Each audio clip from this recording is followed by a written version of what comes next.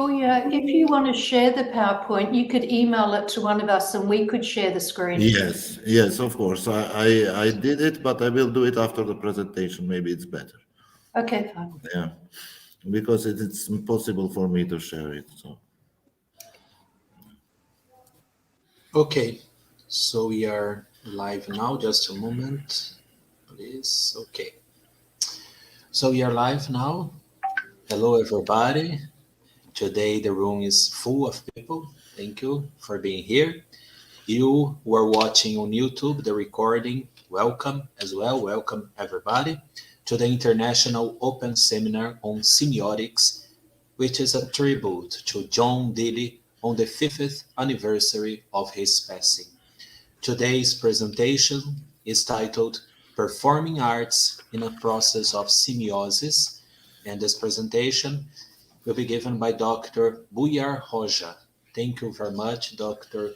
Bujar Hoxha, for accepting our invitation. It's a great honor to have you here. And we also receive here Dr. Kay O'Halloran. She is the commentator of today's presentation. Thank you very much for being here. So allow me to start by introducing Dr. Bujar Hoxha. Dr. Bujar Hoxha is a full professor of communication sciences at the Southeast European University in Tetovo and Skopje in North Macedonia. His teaching courses include communication theory, introduction to communication sciences, and semiotics of mass communication. His main scientific interests are structural semiotics, semiotics of passions, semiotics of disabilities, and existential semiotics. He gained his PhD from the University of Skopje in 2008 on the semiotics of Umberto Eco.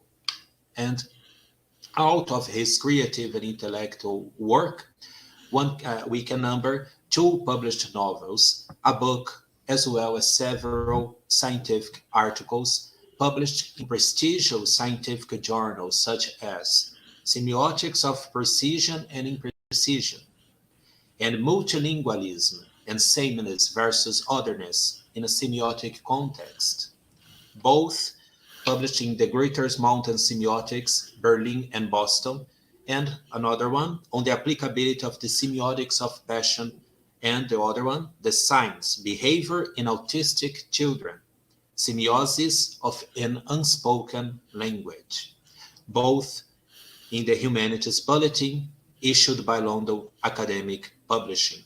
And recently, Dr. Hoxha has published a monograph entitled Umberto Eco's Semiotics, Theory, Methodology, and Poetics, issued by Cambridge Scholars Publishing this year in January of this year 2022. Hello, Dr. Bujar, and you can start your lecture. Thank you. First, thank you very much for this honor to have invited me in your brilliant International Open Semiotics seminar on the 5th anniversary of the death of one of the most prominent semioticians of the globe, John Deely. Second, thank you for all this audience, and semioticians are, to my opinion, still growing up, and they will grow more and more. It is becoming a huge field nowadays, which I'm very content of. Believe me, 20 to 25 years ago, when I was a beginner, we were only few people, and nobody ever knew what even semiotic was. Now everybody knows it, and I am so happy about that on one hand. On the other, it is a challenge for a permanent seeking of knowledge as it spread in so many fields. And thank you once again for your honor. I will speaking to some 40 minutes or so approximately. I will be reading something that I have transformed into a paper. It is about the performing arts, as a matter of fact, and it is a topic which has been of an interest to me long time ago, since I did strangely enough, my MA thesis is 1998, and then somehow grew into some articles, which some of them are published and some others not. At that time, it was called the Semiotics of the Characters of Othello and Rigoletto. Notwithstanding this fact, of course, at that time there were only few analytical methodologies which these things could be based, of course, and that's why I say at the beginning that comparing or analyzing different sorts of artistic creations through recent semiotic paradigms is not an easy task, as these works were created years, decades, centuries ago, and one has to analyze them with contemporary methods. So it starts like this. Artworks in general, which have tragic endings mainly, and I have purposely emphasized this notion, tragic endings, because semiotics always needs such a conflictual situation to happen. Initially to compare two phenomena, as the old structuralists used to say, so that later we deduct something that we come, or induct something that we call meaning today. Such as, for instance, Othello, Rigoletto, Romeo and Juliet, Hamlet, and many other classical works of art, contain a set of common features, like, for instance, destiny and fate elements, love, hatred, or sacrifice, which belong to a literary or a semiotic way of analysis in the first place. But secondly, one must remark that they belong to a philosophical, musicological, theatrical, and psychological analysis. And one has to imagine that all of these fields have to be captured by semiotics. And that is a fact that, of course, inspired me more to be concentrated or be focused on things of the sort. If these represented and still represented theoretical tools of the periods when different works of art were created, then semiotics, of course, would intend the contemporary way of their analysis. And by the word contemporary, I intend the recent semiotic paradigms. Of course, it is impossible to mention all the semiotic approaches today, but it is possible, on the other hand, to do an in-depth elaboration of the ones that we consider relevant concerning this matter. So, in conclusion, I will focus on some of the points which I consider common in the mentioned works. What I consider, of course, semiotically important in this instance is, as a matter of fact, the question of the characters or the protagonists involved in a specific sense of the word, their behavior and semiotic status. And it is here that my point was, that one cannot concentrate in many things at a time, but a topic like this has to be, how shall I say, widely understood by various subfields, if I can name them so, in the field of semiotics. As I stated, as a matter of fact, I find typological similarities and differences among various characters of the stories narrated that are comparable, semiotically analyzable, and practically applicable. For this reason, I shall prioritize semiotics as a discipline in this instance, with the sole aim of extracting a signification process from the works mentioned. It should be otherwise understandable that the above reasons are not the only ones that have inspired me to do something like that, and some of these reasons I have already mentioned, and some others are found in the historical development of the semiotic method, starting from the Russian formalism, early structuralism, late post-structuralism, and the paradigms of today. One part of it, as I shall say, of course, is general, and I generally wanted to analyze the artistic expression within their semiotic status, and therefore I've done a short subtitle which considers arts and semiotics in a specific sense of the word. So this part will be intended to cover some general facts about semiology and semiotics as research methodology, which may be utilized to cover chosen forms of artistic expressivity. I have purposely divided the two, as the difference is seen in their complementariness among each other, first, and secondly, as one of them was earlier developed, and the second one was, how shall I say, based on its ontological status, and was a philosophically minded scientific field. Therefore, it is not true that only semiotics would analyze such matters. Of course, one should mention here arts theory, one should mention here cognitive psychology and philosophy in general in order to do so with the act of performance as a semiotic instance in the case which I try which I attempt to work therefore. Notwithstanding above facts, as should be obvious, a single presentation or a single text cannot reveal or disclose all that the semiotics of performing arts may contain. One may, of course, try to define the field itself, as I think it should be in the future, a specific subfield of semiotics which would treat only the performing or arts in general, which would use determined paradigms, and I have chosen here only two of them. Many other researchers would choose more, which is also a very required field, a fact which shows the multifariousness of semiotics itself today.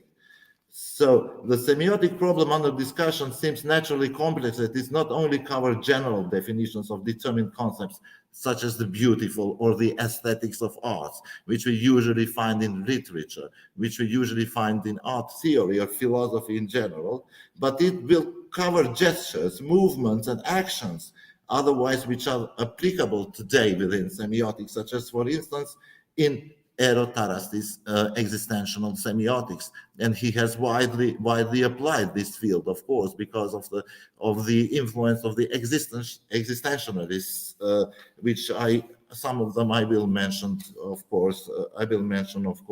Partially in order to explain situations of the characters of the story. So it needs to be clear here that only one aspect of the field shall be treated, and that is, at this instance, the characters' notions in various fields of art. In this sense of this word, therefore, semiotics has become a multidisciplinary academic field through its historical development, viewed either from the aspect of its earlier representatives. I have in mind here Saussure and Peirce, and I have purposely mentioned them, as one should not leave them out in this sense of the word, as they have too contributed to what I can compare to Tarastis' pre-science, to the actual pre-preparational stages of an artist to go on the scene. And that's one very important element which I consider semiotically relevant, or even the recent ones, such as Greimas's and Tarastis' contribution. Greimas, of course, because of his focal analysis, because of his ready given narrative structures, which a part of which I will explain to you today, if I can say so, because of the character's behavior in determined circumstances, and because the unequivocal portion, if I may use this word, of the transmission of the science in both sides. One is to the artists themselves, and the next is to the audience, and the last one is the understandability of such a thing by the side of the viewers or of the spectators. So both of these last semiotic paradigms, which I mentioned, represent for me a revolutionary development and achievements within overall science growth in general. However, out of all of this, not only one definition of the field has been asserted. What I wish to say is semiotics is not, or semiology is not anymore a science of science, but it's a cognitive science of interpreting meaning. And later on, it advances on the science for seeking knowledge. So one cannot watch matters one-dimensionally. Of course, the above masters of semiotics are not the only ones which are mentioned in my contribution, in my presentation, which cover the huge field of arts, but many others which belong to various developmental stages of the semiotic method. Of course, what I want to emphasize is the classical semiotics and today's semiotics. And I have here a reference of the word classical, because at this presentation, it will have a twofold connotation. One of them is the term rightly coined by Eero Tarasti, referring to authors like Ferdinand de Saussure, Roland Barthes, the linguists like André Martinet, and many others. And the next is for the classical works of art, which is In both cases, the both connotational, or not denotational meaning of the word has been used in its metaphoric sense, as a matter of fact. We name classical artists, somebody like Mozart, like Beethoven, like Shakespeare, etc. And the interesting thing to know, I think, it's the methodological intervention, because you analyze certain classical works of art by newly developed semiotic methods. Of course, our intervention, to my understanding, is methodological, not of a nature of a discovery of the big issues, as many of them has been discovered. They remind only the tiny units of the subjective sort of science transmissions to the source and to the destination as it can be communicationally understood. So, semiotics in this sense of the word, therefore, in the works that I am to elaborate in this presentation, but not only, many other artworks can be elaborated, has the capacity of demonstrating a relation above all, as John Deely used to say, because each sign is related to the other, the same way as Umberto Eco defined them through the encoding and decoding process. A sign function above all, discovered in 1976 by Umberto Eco, of course, because a sign can be something that can be replaced by something else, something that we can imagine for, and something that one can be only referring to. And of course, lastly, if I have claimed that the classical theories are a necessity in terms of analyzing words, of course, recent paradigms are also necessary. I have divided them into ontological and epistemological one. For instance, in my contribution in 2016, I have named the semiotic of precision something that did not exceed the mathematical exactness of the equal transmission of sign. I have named the semiotics of imprecision something that shows disproportionality within science transmission. And it is there that I see the source of artistic emerging, into this inexactness, as a matter of fact. So disregarding the forms of the artistic expression, the conventionalities, as a matter of fact. Nobody would call a classical music classical if it wasn't conventional, and everybody knows that. And nobody would not call something modern if it did not break these rules and establish new rules. And it is normal to think like that even in academic and scientific developments. So, speaking generally, however, the philosophical component in the frames of the science growth shall also be included here. For my intention is to show the movability of science, shapes of their changeability during their action. Exactly what I said before, because the science in movement are in a constant changeability, and be it in an explicit or implicit way, it was said by each master of semiotics that we know of until today. They gain a new shape, which, how shall I say, requires needs for a signification status, for a final status, and it's very difficult to state what is final in interpretation, of course, because each one of us has his or her own interpretations. So the term transformation, specifically speaking, or transformability, is the key word here, especially in terms of the theories of Greimas and Fontani. One of them refers to the different exposition, how shall I say, laying in front of us of different meanings trajectory generating. The other lays or has the basis on their transformability into a brand new shape. What I intend to say, as a matter of fact, is that the author's work, the works of art, were subjectively created by the author, composer, or painter, or if one wishes to use Eco's terms, by their empirical authors, to try and show matters of objectified realities. So realities have been objectified, even though subjectively, to make the audience see them as objective, which, of course, it's very difficult to think of in terms of artistic expression, because it's a creation of one or more persons, as like the artist, I want to say. from their subjective point of view. And this last assertion reminds us of Taras's Ishton, for instance, in his first edition of Existential Semiotics in 2000, because he thought that especially some of the classical composers with their I sort of speaking in the same way as we narrate the story today, as we write novels, as one sees the dramatic situation in terms of development. There is now, of course, I have written here, since the matter is complex and needs a thorough explication. Now I will say some words about structural semiotics, its oppositional relations and artistic expressivities, and I will try to justify the matter. Why should that part of semiotics be important for artistic expressivities? And here one should start from the basic grounds to assertions like Jean Piaget's one, that one, that does a semiotic function if starts to figure out what has to speak previously, and that we call a semiotic function when he analyzes the developmental stages of the little children speaking.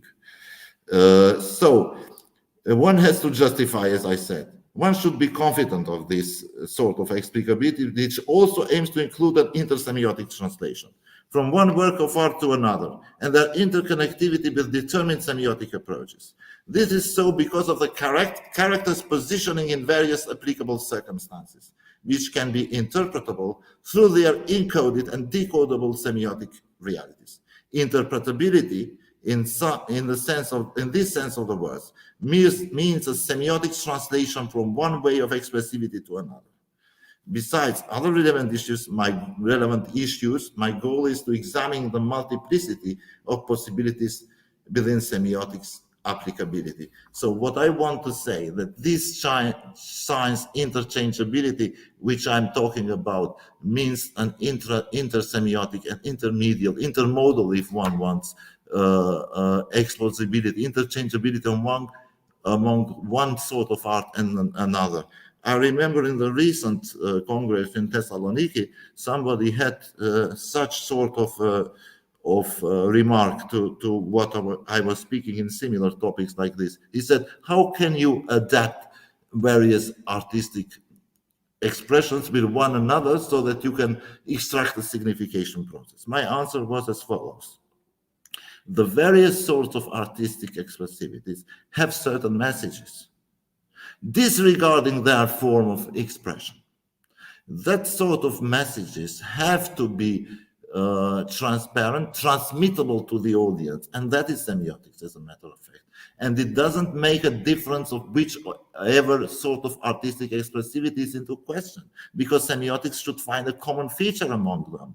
And that common feature is exactly what sort of meaning can we extract except the obvious one. One is obvious, which one sees on the stage, but many others are hidden, as a matter of fact.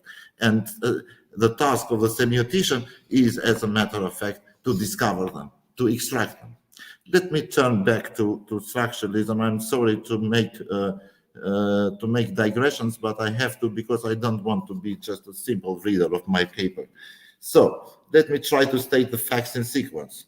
Semiology has been defined as a science of science longer time ago by Ferdinand de Saussure. He spoke of the science systems as a linguist by vocation and considered language as one of such systems. However, it is worth noting that Saussure's semiology did not include only linguistics, but also psychology and physiology. It refers above all to the motivation of the sign. So what does this have to do with the artistic expression? One has to be motivated out of the act of performance, as the actor does his actorial relations in transforming himself or herself into something else. This is already a semiotic function, if one wants, according to the traditional theories as well. However, in terms of a signification process, it should be emphasized that Saussure, in the semiotic sense of the word, included all the processes that might contribute to making a single process complete. What is meant by this is primarily the fact that before each verbal expressivity, one needs contextually to prepare oneself for the intentional sort of expression. Undoubtedly, other processes besides the linguistically minded ones, I mean the standard linguistic norms, are necessary. Therefore, the logical question is, what does this have to do with various artistic expressivities? So it's not just like that I by chance that I mentioned what kind of correlation does traditional or classical semiotics have with artistic expression.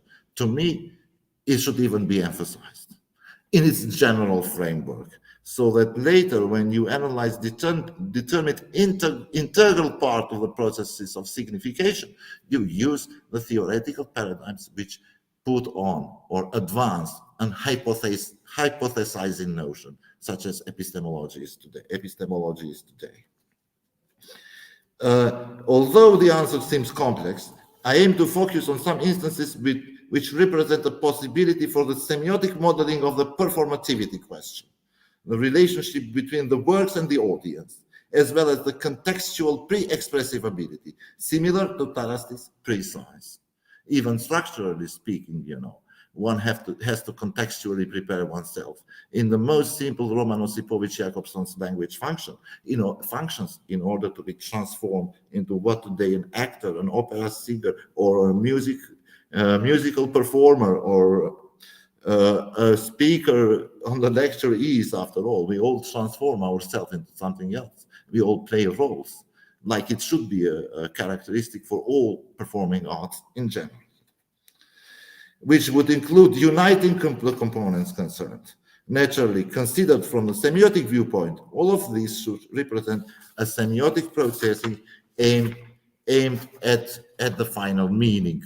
And to me, the question of meaning finally is very put on dubious grounds recently, as not only one thing we can deduce, but I shall let this thing to the philosophers, because the question of the open interpretability, as Umberto Eco said, owing to the indetermination of the work of art, it's a huge problem that today, in its extreme, how shall I say, not good connotation of the word, gets to the mass communication. And that's what the artist and artistic audience would not like to be, because art is unique and it should be different. Each sort of artistic expression should be different among one another. If these are not convincing for structural semiotics or semiology, there are some more facts which I have mentioned here.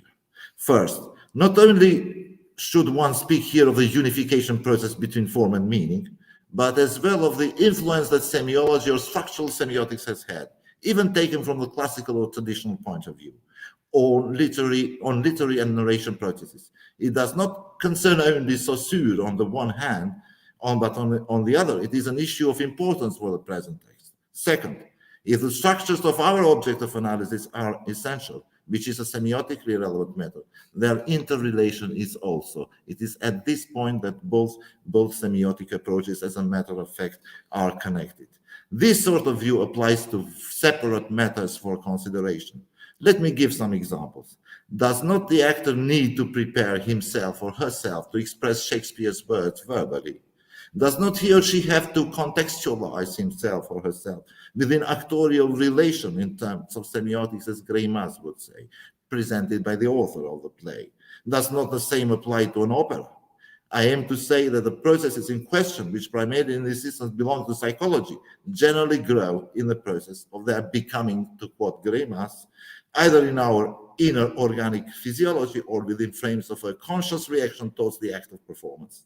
It also regards the relation between our inner world and outer world in the context of an act of performance. And it is at this point which I connect to some matters to biosemiotics and to Deely's theory. So our inner world contact with the outer world, a sort of inner and outer world together of the artist, and its interconnectivity creates a complicated, as I wish to call it, a complicated or a complex semiotic function, besides a single one, besides a basic one.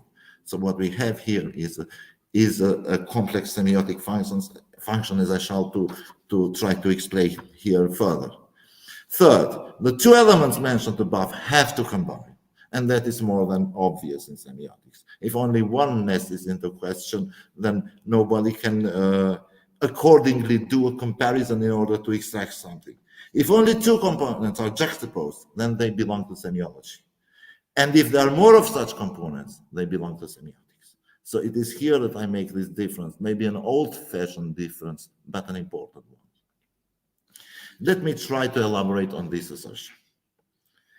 In Saussure's comprehension, however, dichotomies presented entail creating a process. That also was more than obvious. Therefore, the concept of sign can be of multiple nature.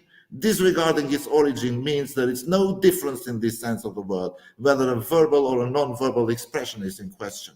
If such a thesis holds, then the process itself must provide results if semioticized within its constituent components, which justifies the structural part of semiotics itself, and which is not the only one, of course.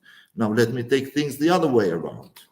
Otherwise, as may be presumed, everything that shows and demonstrates something, no matter whether we take it from the aspect of our perceptive capabilities or their other contextual matters, is a sign, because it may be said to refer to something else. Usually in art, anything said or expressed may refer to something else. As much as it refers to Saussure's teaching, it also refers to other semioticians and masters of semiotics. What matters instead is how many more meanings, except the obvious one, can one extract. That this supposedly holds true for Persian semiotics as well. And it is at this point that structural semiotics, and that is my main thesis in this presentation, cannot foresee all the consequences of what a semiotics of performing art might give us, or better expressed, an artwork in himself. And I always mentioned, before I continue reading, the fact that what if one ritardando is wrong? What if one word is not exactly as the author has written it in a dramatic place? Is it wrong? No. It is because of that the beauty or aesthetic of the work of art emerges. And it is this part that makes it different. Let me exemplify such semiotic situations. These are only examples taken, as you will see. Just as Rigoletto might seem a court fool, a protagonist who gradually becomes tragic and comic at the same time, so does Othello, being a famous general, become tricked and thus becomes a tragic and comic protagonist also. Both characters in question, within their respective comparative analysis, regard Persian firstness, secondness, and thirdness. In what way? If Othello is a general and a Moor, it is his firstness, as it is as such that the audience conceives him in the expression of the play. However, in terms of getting acquainted with Iago, the audience starts to get another impression. His secondness, his being a general and a Moor, is represented by something else, specifically Desdemona's husband, and somebody of whom Iago was jealous. However, out of his honesty in inverted commas, as Othello defines Iago throughout the play, he gains a thirdness, which means sacrificing, psychologically and physically destroying his wife.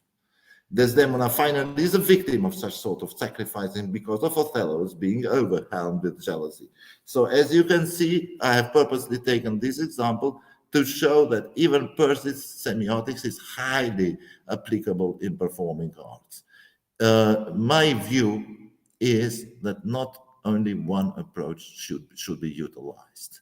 And that is what I think that what we talked before the lecture started with Robert, that what I think about that this is one of the ways, not in general, that semiotics should attempt to become a general and chronological academic discipline, which to my deep conviction even now has started to become. So it needs some more time. Let me take another example. Besides the love between Romeo and Juliet in Shakespeare, many other intrigue-making factors and characters contribute to the final tragic events in the story narrated. I shall initially emphasize here the nurse and Friar Lawrence.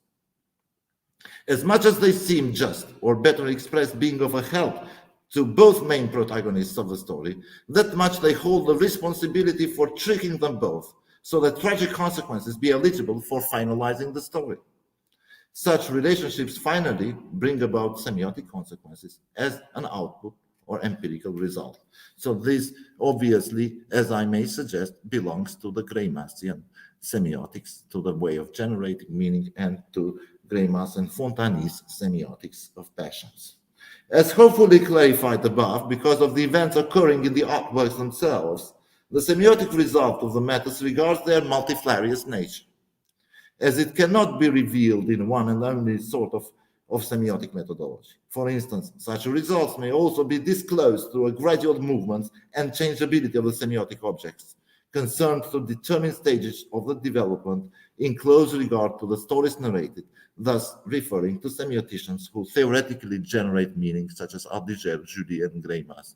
So my intention is to say that in certain determined theoretical paths of fragmentizing an artworks, one should not stick to one and single semiotic approach only. I use the term above to exemplify the content of diverse artistic works. I intend to render a work of art narrative, also because of certain theoretical paradigms in semiotics, even when it might represent the opposite. Every one of us should try to do this, as narrativity is one of the main components in terms of narrating, telling a story, which has to be unique, as I said before.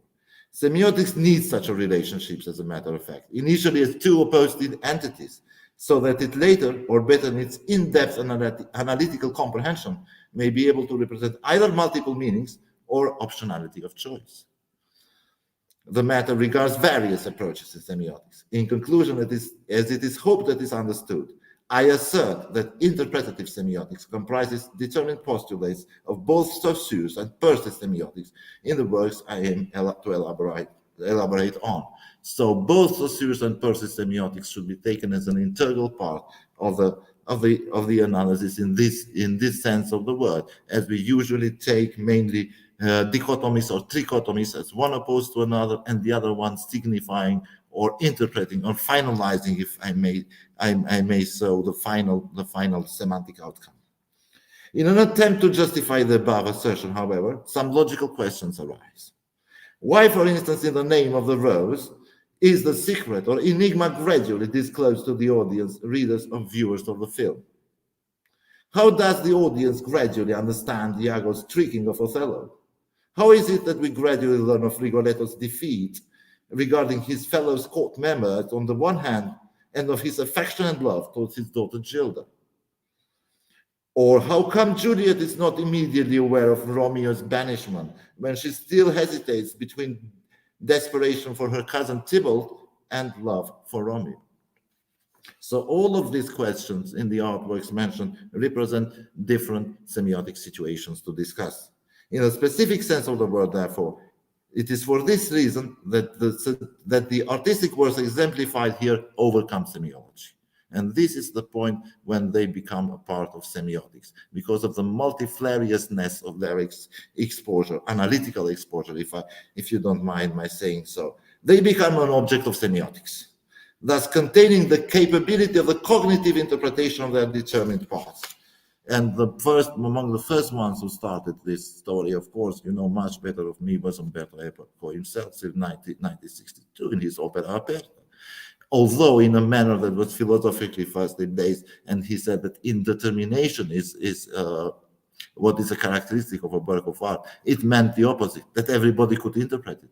And of course, it is from that time when Eco was one of the best interpreters of Charles Sanders Peirce even. The ultimate goal at this instance in semiotics is twofold: either disclosing relations among characters, or as constituent part of the subjects participating in the communication process, or extracting and deducing meaning units, which become an integral part of the signification process. And of semiosis, of course. But semiotics should not, to my opinion, stop by this. Final meanings are not always final. And this study will further attempt to provide an answer to the following question. Is this sort of essential relatedness of semiotic objects, thus attempting to paraphrase Greimas, sufficient in the field of artistic creations, or does it need further elaboration, aiming to call it the semiotics of performing art? So to my opinion, it is what I want to argument is that the ontological status of semiotics and the development of it is not sufficient in the explanation and decomposing of artistic expressivities. Naturally, this represents definitionally a separate or a special semiotic enhancement of determined parts of artworks. What I'm interested in is semiotizing an artistic expression, disregarding its methodology of creation, or better formal structure, better a theatrical play containing a written text and being acted on the stage, or an opera containing a written score being performed in a hall, accompanied with its concrete actualizing, if one wishes to use semiotic terms, vocal interpretation. Disregarding whether theatrical, acting, musical, or literally communication is in question, semiotics in this sense, in this instance, must find a common feature of matters that for us should present the object of discussion. Therefore, one has to conclude that not only should matters of structural mind in semiotics be utilized here for the explicative purposes, but other matters as well. This must include other semiotic tools intended to deduce multiple meanings, such as Greimas's generative semiotics and Taras's existential semiotics. The ultimate goal, to me, at this instance, of course, is, according to these two approaches, all of these to have a common feature, which will be called a semiotics of performing arts. Let me sum up now. Is my time gone? A little bit more. If the methodology is in question, one should be confident of the multiple capacities of semiotics, which represent the fact that necessarily imposes expanding semiotics domain. It means not only compounding form and meaning, but also hypothesizing it, is an exchange of information in frames of encoded artistic realities, their intertranslatability, and finally their interpretation.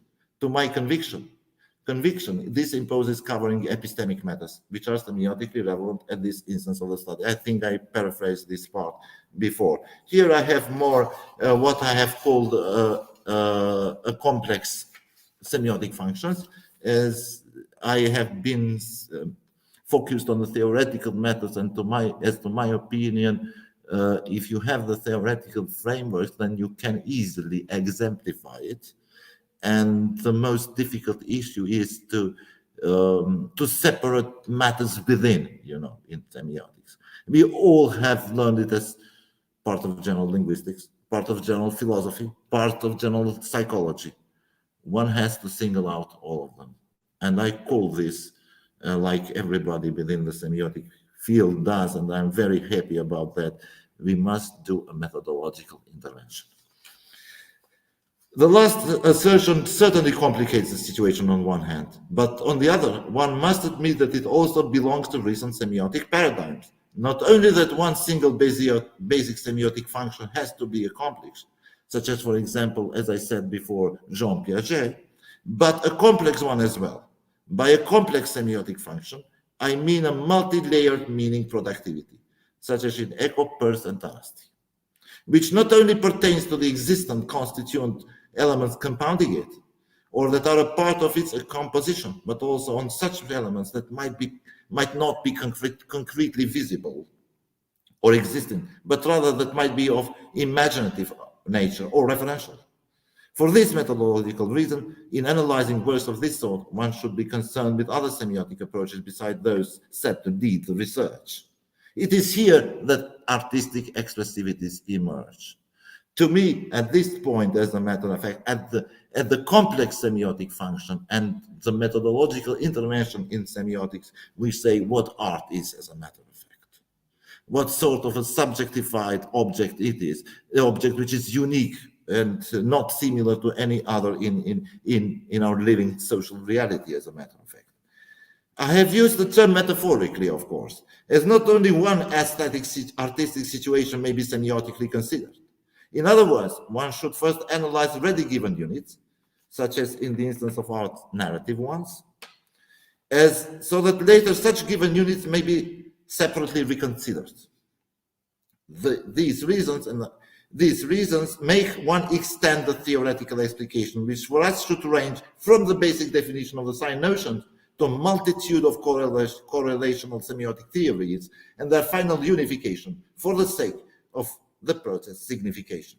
This is all aimed at meaning extraction and meaning productivity, generating meaning or processing it in the frames of compounding specific components. After all, this view should hopefully lead us to a definition of the semiotics of performing arts. Let me here just paraphrase this part, and I say here that the basic semiotic function, which was earlier defined by traditional semiotic theories, such as Umberto Eco, for instance, cannot determine to such complexities as modalities and metamodalities are. And after the introduction of the subject notion in semiotics, which to my view was widely, how shall I use this term, with a full wide range, appeared in semiotics after the third revolution, as I wish to call it, of Althusser, Julien Greimas, and Jacques Fontany, became spread all over our artistic expressivity. To me, it's a very important matter, as it not only is cognitively based, but it is philosophically based, and contains both components, either of cognitive psychology or epistemic philosophy. So I intend to say that not every action, story, plot, etc., as narrated by the author, is usually read by the audience in the exact way as it was initially given or written by the author. It is precisely because of this reason that, as I said above, semiotics overcomes semiology. Interpretation does not always mean overcoming semiotics, because very frequently it may refer to such semiotic situations that may become an integral part of the signification process. So because of expanding it, how shall I say, into the limits, if you want, you can quote Umberto Eco, of interpretation, and the word interpretation here is not only semiotic. In terms of overcoming it, it will again be a part of semiotics, as you use it for the sake of the signification process, for the sake of semiosis as a definition, as this sort of interpretation must have a full stop at the end. And what we are retrieving from it, what we are deducing from it, is exactly this sort of emotionalities that Jacques Fontany and Althusser, Julien Greimas called passional configurations. I will try to run, I have something more, I will not read this part, I will read only the Greimas is not so important for you because you know it. I will go straightly to erotarasty and to the conclusion. It's almost 47 minutes and I think I'm becoming boring. So I will refer a little bit to existential semiotics and the field of arts. My question is, what if the modalities of being and doing are overcome? So that is where erotarasty existential semiotics should intervene. Let us start this part of the text with the following question. Thank you very much. What happens if Greimas's theory has been absolved? Or in other words, what would happen if Greimasian models, through their actantial relations and passional configurations, would not suffice in the artworks we discuss? One of the possibilities to enhance such a semiotic situation is existential semiotics, like I mentioned. One may ask why. The following lines of this text shall attempt to show the reason why existential semiotics hypothesis is given in the works of art. Besides, by establishing various levels of relations and correlation among the components discussed, I attempt to answer the question of the science way, as Deely used to say, or even the issue of the science being movable, for instance, in Tarasti's sense of transcendental science. Let me give some examples now. Othello's and Rigoletto's naivety, the seeming honesty, as well as the initial equivocal transmission of science to the audience in the artworks we discussed, as the stories continue their sort of narration, undergo a process of a determined changeability, transformation, or change from one state to another. This is due to the negation process, initially and then affirmation again, of course, based on Georg Wilhelm Hegel, on Hegelian philosophy of being versus not being, the same Cartesian square, such as Greimas used to have, as you know much better than me. Not only does Othello not at once accept the false argument of the handkerchief shown to him, but here he gets furious in negating such a truth. One can compare this to Thales's pre-science.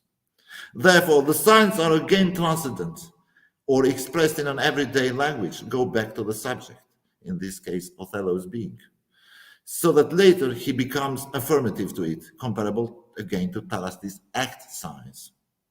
His affirmation, thus considering the transcendence completed, will not suffice, as fury, anger, greed, and jealousy prevails over him due to Iago's permanent tricking on him.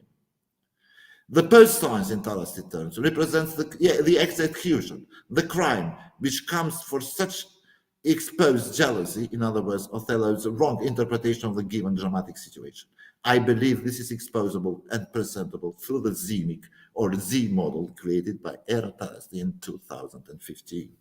In Rigoletto, however, due to his inability to accept his daughter being hurt and humiliated, though out of his erroneous behavior towards her and others, he is filled with depression out of the initially imagined gloriousness, a fictive victorious spirit, given the audience of the opera and other protagonists of the story.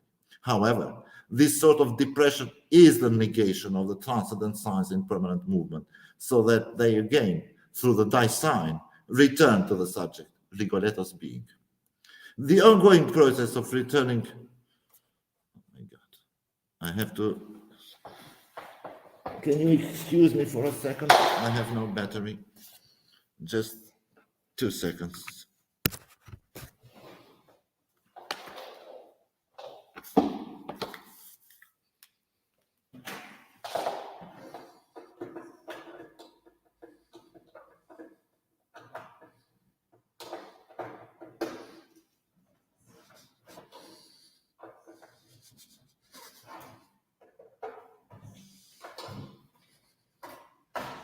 It's over. I'm sorry.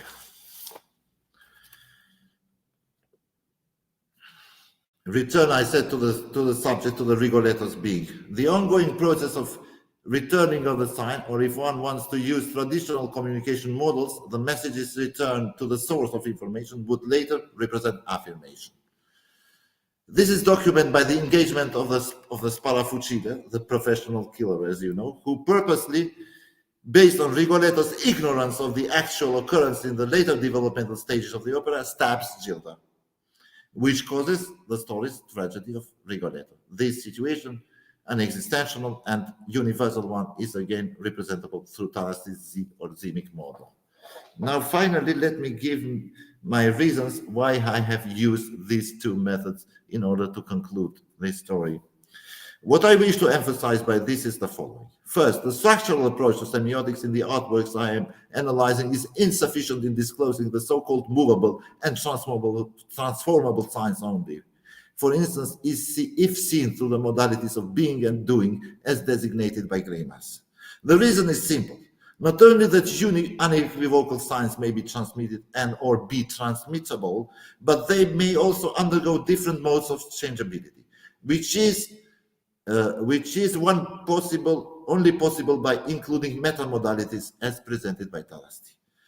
It, for instance, includes the modality of will, say in Shakespeare's Romeo and Juliet, and its provenience, Thales says, is for Arthur Schopenhauer's philosophy. The will of revenge, represented by both families respectively, is the initial point to make the conflict visible to the audience in the story narrated. The component is an integral part of either Greimasian provisions or of Thales's existential semiotics. The difference, as hopefully already has been clarified, is the communication process, which in Thales is not classical, but is intermediated through the die sign, thus making the subject transcendent and movable. I will give you only the conclusion now. Conclusion. A semiotics of performing arts should constitute all semiotic roles, which can be enhanced to the artwork if semioticized. It means not only relations visible on the stage, but ones rendered referable and interpretable. In other words, the intentional act of performance intends to create a semiotic roles which is changeable due to the permanent movement of signs. They can be transformable through chains of trajectories of generating meaning, but they also can be transcendental, as not only one sort of modality creates meaning. This, the interpretability, in conclusion, creates an overall understanding of an artwork, as not everyone understands it equivocally. It thus asserts the uniqueness, aesthetics, and beauty of its form and content. The ultimate goal of this text is to provide a formula that shall unite both theories mentioned to prove that Tarastis' existential semiotics has overcome earlier semiotic theories based on epistemic and philosophical matters, emphasizing performing arts in the specific sense of the word. Moreover, its overall semiotic understanding asserts defining the semiotics of performing arts. That is all that I have written, tried to compile it, to work it out in one text. Of course, it needs much more, and probably sometimes this will be changed, transformed, and published. It was just an attempt to see what the performing arts can give us theoretically and practically. Once again, thank you so very much for this possibility to express myself. Congratulations, Dr. Bujar, for this insightful presentation, and thank you very much. Thank you again.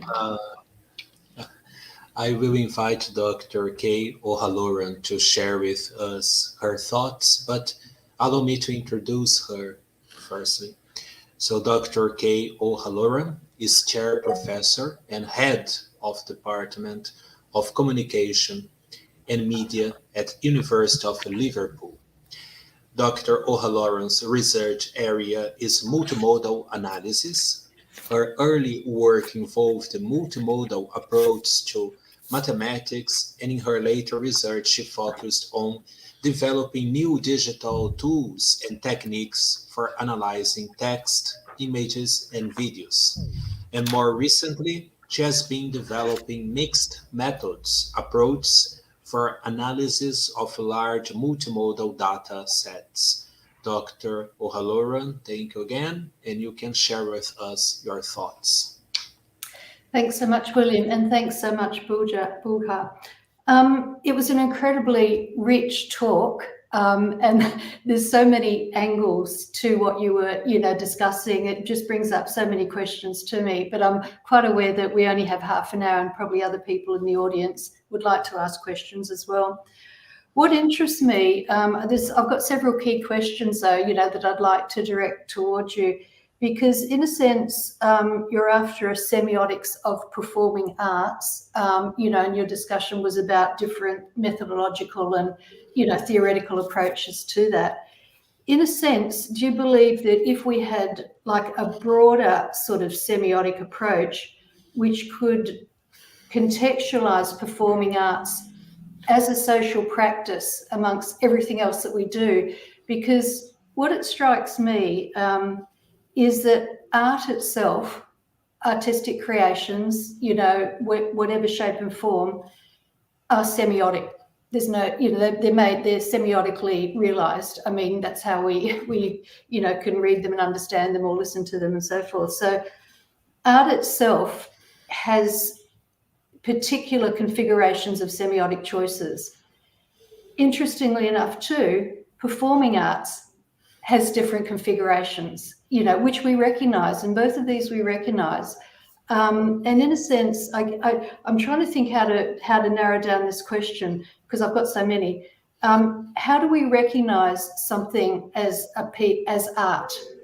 And would that not be socially ascribed? Because nowhere through your talk you mentioned the social dimension, that art is recognized within a society and it's given that sort of status as being art. And the classical art especially carries on through different sort of times and societies. So I guess I'll start off like, art is semiotic and it's socially ascribed as being art. What is it about it that makes it art per se? This is not an easy question, of course, and this is a general question. This would not concern only semiotic approaches, but arts in general and its theory. And the first question is to contextualize it socially. It means each society cannot accept it because a big part of the artistic creation was designated to protest against certain social circumstances, even if you may say the most of it. Secondly, as far as semiotics in general is concerned, not only so I would mention here, for example, Lotman's covering semiotics, covering the culture, the source of it. We cannot put it in a text, in a social context, I would say, as it's not rather conventionalized. And people mostly think of it as this, unfortunately, disconventionalized or decontextualized from their living. And what it is that makes just a single piece of thing, I would say, which is completely different from other things surrounding in our social realities. Not everything that is on the scene is art, of course. Not everything that is publicly performed is art. But anything that we can, even my autistic child is a special sort of art who cannot speak, you know. We can see it even in the front of our daily lives. And unfortunately today, such group of social people, such social groups, either are called marginalized or are a sort of politically depressed by certain rules which these artists would not merit, as a matter of fact. That is why that maybe only in certain societies, and I would call this rather a political, unfortunately, question, that a question which comprises a single semiotic approach is, to me, impossible to be applied in the field of art. I think more of them. Closer to me is the definition of culture by Yuri Lotman in this respect. Yeah. I mean, I think you said something very key, that it was unconventional.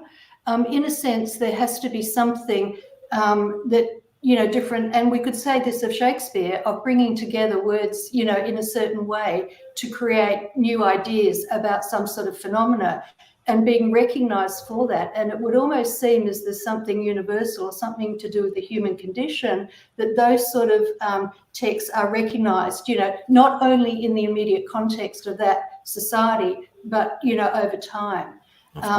Yes, exactly. So, but I guess what my point is that what we perhaps need is, or what we could be thinking about is, in order to understand that, is to look at it as a social practice within the context, what the unconventional aspect of that is, and what meanings are being made. And what is recognized later on as art is not necessarily recognized at the time. Of course, yes. Yeah, and that is why I mentioned Gray Mass and Fontani and Tarasti, that at how shall I say, 50 or 60 years ago, were very unfamiliar, even with the semiotic audience, and they became more familiar later. The intervention here, to my opinion, is methodological. As of course, artworks are universal, are all-time works. Yep. Even I see many people criticizing classical artworks. There are still so many universal topics to discuss about that it's impossible to figure out about new things, about their semiotic intervention in that sense of the word. Therefore, in conclusion, yes, I say you are perfectly right, because it is, and I had that question that I mentioned earlier, the question of adoption of various sorts of art. You know, they asked me, how dare you do such a thing when they cannot be adapted among one another? I think, on the contrary, semiotics of culture, passion semiotics, existential semiotics, etc., should make endeavors and attempt to unite them for the sake of their universalness and beauty. That is one method that I think is applicable in semiotics. Yeah. I mean, in a sense, if we see something as fashion and if we see something as art, you know, I mean, and it can be, it goes across everything, it goes across architecture and something. There's something about the sense of those combinations or new combinations that are made that stand out against how things are, you know, that create new sorts of meanings and thus are recognized. And so in a sense, what's interesting to me is, in all of this, you never talked about a social semiotics. You didn't talk about a semiotics, which situates whatever artwork we're talking about or whatever performing art we're talking about as a social practice within the wider sort of society, because it's those new configurations which get recognised and then, you know, and so if we had a general theory of semiotics, you could situate the semiotics of art and performing art within all that in order to understand what sort of choices being made. Naturally, and these are of course a part of that. And social semiotics is not only about everyday social living, it's primarily about arts and their how shall I say, understanding of new conventionalities of the society. And that's why I said it's a very difficult question through centuries, because some of the philosophers have completely denied them, and for some of them was highly acceptable. So yes, maybe that was the reason why I concentrated or would like to concentrate myself, especially on the characters. That is one of my feelings of how shall I say, of the fear of not being too general with these things. Yeah, completely understand that. So I'll come on to my next question, and then, you know, probably I'll open it up soon so other people get a chance to talk. Would you, like in the original, say Shakespeare, if you're looking at that, or whatever one is looking at, would you say that what happens is those texts get resemiotized? And they can be resemiotized as plays, as movies, as music, virtual reality. There's a constant shift from that original text, you know, through time into new semiotic forms, which then expand the meanings in different ways. So they're never actually ever going to be exactly the same as that original text. Yes, and that is very possible, and that is an ongoing story. I think that to a certain extent maybe changes the original text, maybe changes the original language, maybe changes the original form of performability, but as you well said, semiotizes it. So when people ask me what is new in this respect, my answer is simply nothing is new. The methodology is new. So they reconstruct, say, Shakespeare in a new shape for the sake of semiotics and semiosis. But that's not authentic Shakespeare, and we all know that, because that it's changed from time to time and that it's getting new form. To me, it's the same as the musical Romeo and Juliet by Boris Godunov, the overture and fantasy by Pyotr Ilyich Tchaikovsky, and the original Shakespeare. However, Prokofiev did a brilliant work with the ballet Romeo and Juliet, you know. So this belonging maybe to the, I've started to read Professor Susan Spertili's book on the inter-semiotic translatability. Maybe this can be a new ground for the new forms of the inter and intra-semiotic translatability within various different sorts of arts. That's how I can understand that sort of adaptation, which even was remarked to me at the Greek Congress 1 month ago. Yeah, definitely. But I mean, it wouldn't be unusual because everything gets reinterpreted. I mean, there maybe cannot be an original Shakespeare because what he wrote at that time and the meanings that were made, I mean, everything has moved on because it's dynamic, semiosis and representations of the world and our inner thoughts or whatever. They're subject to change. They're always getting recontextualized, and people's understandings of them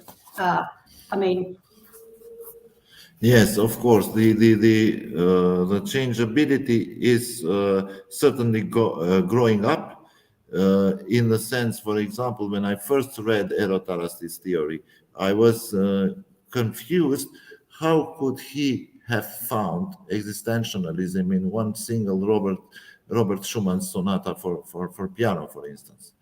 But if you think more deeply, it's a new shape of it, and it's a semiotic, because semiosis happens there for new understandings of the story. It's the same thing with Shakespearean play. It's the same thing with the operas, you know. Nowadays, Mozart's operas come completely differently performed, either in other clothings or including films, directors, etc. I will repeat again, semiotics in this instance is about the methodology of their intertranslatability, as the production is completely new. Okay, that's great. Thanks so much. I've got a lot more questions, but I'll be quiet now and open it up to the floor so other people get a chance to answer. Thank you so much. Thank you. Thank you very much for this conversation. Now we will stop the broadcasting on YouTube, but of course here the floor is open to the audience. Share questions and thoughts. Feel free